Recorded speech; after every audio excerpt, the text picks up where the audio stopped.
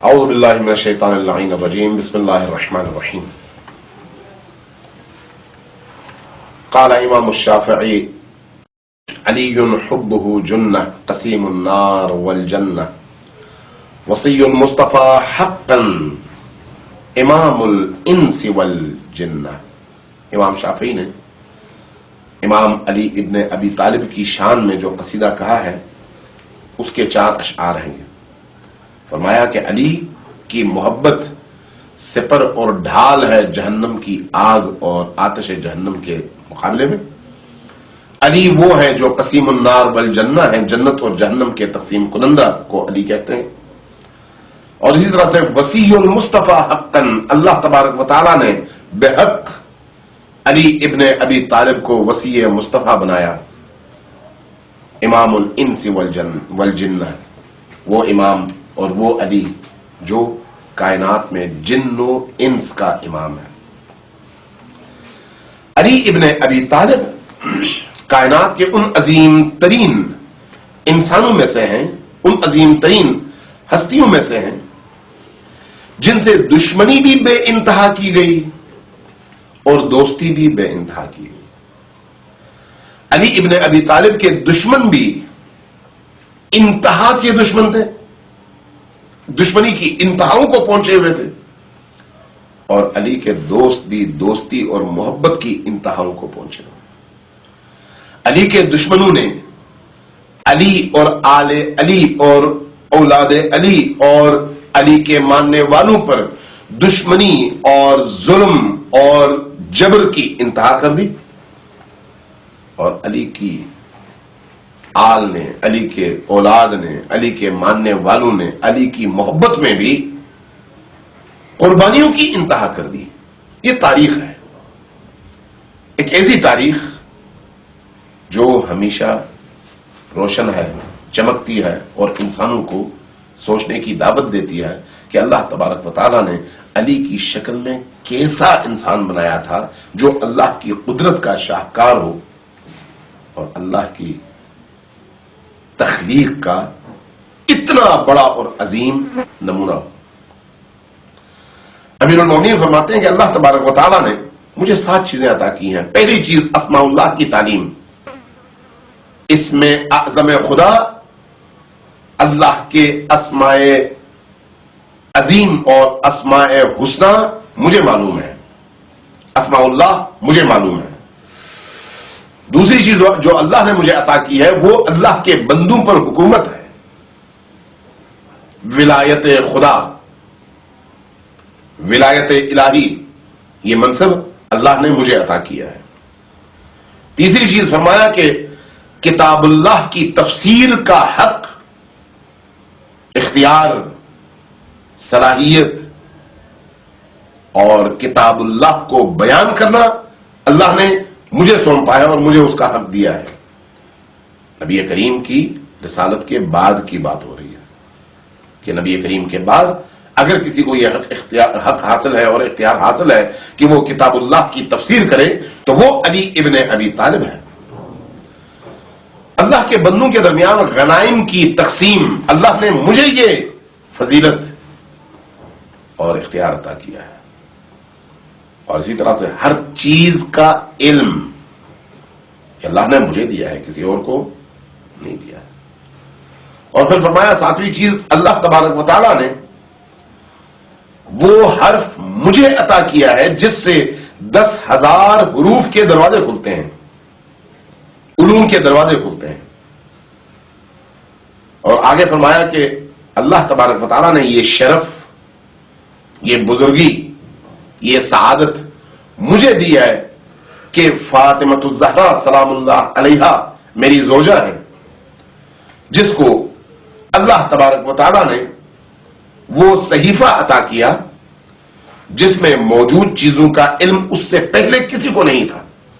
یہ 7 کمالات اللہ نے مجھے دیے۔ رسول کریم سے جب امیر المومنین کی ملاقات ہوتی تھی تو رسول کریم علی کے مقام اور مرتبے کو بیان فرمایا کرتے تھے تاکہ لوگوں کو پتا چلے کہ علی کون ہے۔ اس لیے ایک جگہ رسول کریم نے علی ابن ابی طالب کو مخاطب کر کے فرمایا کہ اے علی، مثلک فی امتی مثل قل هو اللہ احد، تیرا مقام اور تیری منزلت میری امت میں اسی طرح سے ہے جس طرح سے قل هو اللہ احد کا مقام ہے۔ آپ نے روایات میں سنا ہوگا کہ اگر کوئی شخص 3 بار قل هو اللہ احد پڑھ کر سوتا ہے تو گویا اس نے ایک دفعہ قرآن مجید ختم کیا ہے۔ رسول کریم نے امیر المؤمنین علی بن ابی طالب کو مخاطب کر کے فرمایا کہ تمہارا مقام میری امت کے درمیان وہی ہے جو قرآن کریم کے اندر قل هو اللہ احد کا مقام ہے۔ وہ کیسے؟ فرمایا فمن احبک بقلبہ فکأنما قرأ ثلث القرآن، جس نے اپنے دل کی گہرائیوں سے تجھ سے محبت کی، یاد رکھو وہ ایسا ہی ہے جس نے قرآن کریم کے 1/3 حصے کی قراءت کی ہو، تلاوت کی ہو، 1/3 قرآن کو جس نے پڑھا ہو، اس کا مقام ایسا ہی ہے۔ ومن احبک بقلبہ واعانک بلسانہ، اور جس شخص نے دل کی گہرائیوں سے تجھ سے محبت کی، واعانک بلسانہ، اور زبان کے ذریعے سے تیری مدد کی، تیرے دین کی مدد کی، تیرے پیغام کی مدد کی، تیرے پیغام کو پہنچانے کی کوشش کی، تیری محبتوں کو عام کرنے کی کوشش کی، تجھ سے جو عشق ایک مومن کو ہونا چاہیے اس عشق کو لوگوں کے دلوں میں زندہ کرنے کی کوشش کی، فَكَأَنَّمَا قَرَأَ ثُلْثَيِ الْقُرْآنِ، وہ ایسا ہی ہے جیسے اس نے قرآن کریم کے ایک حصے کا، 3 میں سے ایک حصے کا مطالعہ کیا ہو، پڑھا ہو، تلاوت کی ہو۔ دوسرے لفظوں میں یہ دونوں چیزیں، حب علی دل کی گہرائیوں سے اور زبان کے ذریعے سے علی کی مدد، یہ 2 حصے ہوئے قرآن کی تلاوت کے 2 حصوں کے برابر۔ قرآن کو 3 حصوں میں تقسیم کریں، گویا ان دونوں کے ذریعے سے آپ نے قرآن کے 2 حصے پڑھ لیے۔ وَمَنْ أَحَبَّكَ، اور جس نے تجھ سے محبت کی، بقلبہ اپنے دل کی گہرائیوں سے، وَأَعَانَكَ بِلِسَانِهِ، اور اپنی زبان کے ذریعے سے تیری نصرت کی، تیری مدد کی، تیری معاونت کی، وَنَصَرَكَ بِيَدِهِ، اور جس نے ہاتھ کے ذریعے سے تیری نصرت کی، تیری فوج میں شامل ہوا، تیرے لشکر میں شامل ہوا، تیرے محبوں میں شامل ہوا، تیرے دشمنوں کے خلاف لڑا، تیرے دشمنوں کے خلاف میدان میں اترا، گولی کھائی، بم دھماکے سہے، شمشیر اور تلوار کی وار برداشت کی، فَكَأَنَّمَا، وہ ایسا ہی ہے جیسے اس نے قرأ القرآن کلہ، جیسے اس نے پورے قرآن کی تلاوت کی ہو۔ حب علی یوما خیر من عبادت سنہ، ایک دن کی علی سے محبت، علی سے محبت کا ایک دن گزر جائے، وہ ایسا ہی ہے جیسے 1 سال انسان عبادت میں گزار کر آیا، 1 سال۔ اس لیے نبی کریم نے ایک بہت ہی عجیب و غریب، لازوال، انمول حدیث کے ذریعے سے ہمیں علی کے مقام کی تفہیم اور سمجھنے کا موقع فراہم کیا ہے۔ کیا فرمایا؟ فرمایا کہ حب علی حسنۃ، علی کی محبت وہ حسنہ اور وہ نیکی ہے، لا تضر معها سیئۃ، کہ اگر یہ نیکی انسان کی زندگی میں آ جائے، لا تضر معها سیئۃ، کوئی گناہ انسان کا کچھ نہیں بگاڑ سکتا۔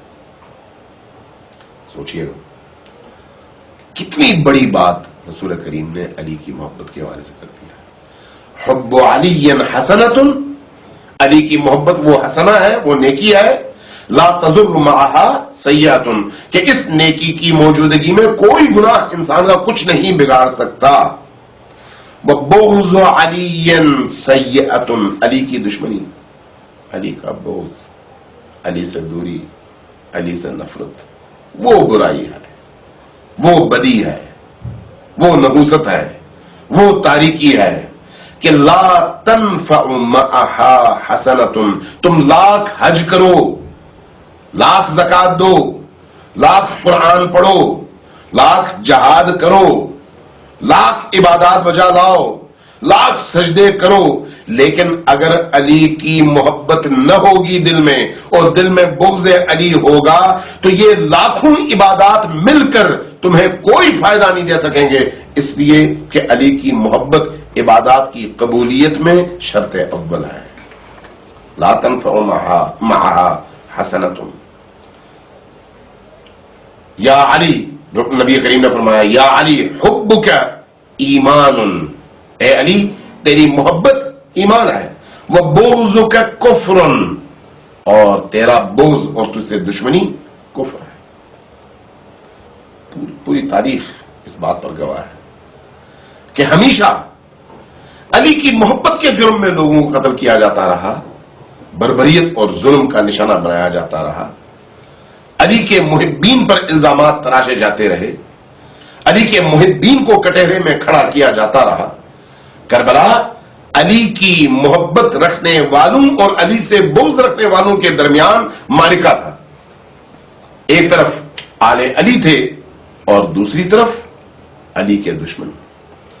علی کی دشمنی کا ایک ایک انتقام علی کے دشمنوں نے کربلا کے میدان میں آل علی سے لیا ہے، چاہے وہ دور بنی امیہ کی حکومت کا ہو یا وہ دور بنی عباس کی حکومت کا ہو، دونوں میں علی دوستی رکھنے والوں سے علی دشمنی رکھنے والوں نے بے پناہ انتقام لیے۔ ہر وہ ظلم علی و آل علی اور ان کے پیروکاروں پر ڈھایا گیا جو ممکن تھا کائنات کے اندر۔ ابن سکید بہت بڑا ادیب اور بہت بڑا عالم تھا، وہ خلیفہ کے بیٹوں کی تعلیم اور تربیت کی ذمہ داری سنبھالتا رہا اور پڑھاتا رہا۔ خلیفہ کو خبر ملی کہ یہ جو ابن سکید ہے یہ علی کا موالی ہے، علی کا چاہنے والا ہے۔ ایک دن دعوت دی، دسترخوان سجایا اور ابن سکید کو دعوت دی۔ ابن سکید آیا کھانے پر، جب دسترخوان پر بیٹھنے کے لیے جوتے اتارے تو خلیفہ کے دونوں بیٹوں نے فوراً جا کے جوتے سیدھے کیے اور احترام سے بیٹے کو استاد کو لا کے بٹھایا۔ خلیفہ نے کھانے کے بعد اس استاد اور اطالب سے پوچھا کہ میرا ایک سوال ہے، اس کا جواب دو۔ تمہاری نگاہ میں میرے دونوں بیٹے با فضیلت ہیں، با شرف ہیں، یا علی کے بیٹے حسن اور حسین؟ یہاں پر ابن سکید کے سامنے دو ہی راستے تھے، یا وہ حق کا اعلان کرتا اور بات کرتا، یا پھر ہمیشہ کے لیے علی کی محبت دل میں رکھنے والوں سے جدا ہو جاتا اور کٹ جاتا۔ ابن سکید نے کیا کیا؟ اٹھ کھڑا ہوا اور کہا کہ خلیفہ، تم نے مجھ سے یہ پوچھا کہ تمہارے دونوں بیٹے بہتر ہیں یا علی کے دونوں بیٹے؟ میں اگر تمہیں جواب دوں تو وہ یہ ہے کہ علی کے دونوں بیٹے تو رسول کریم کے شہزادے ہیں، وہ تو اللہ کے برگزیدہ ترین بندے ہیں۔ میری نظر میں علی کے غلام قمبر کے پاؤں میں جو جوتے تھے ان جوتوں کے نیچے کی خاک تمہارے دونوں بیٹوں پر فضیلت رکھتی ہے۔ اور جیسے ہی یہ کہا، جلاد کو حکم دیا گیا کہ ابن سکید کو قتل کرو، لیکن اس طرح سے کہ اس کی زبان سامنے سے نہیں بلکہ گردن کی پشت پر سے اس کی زبان باہر کھینچ لو۔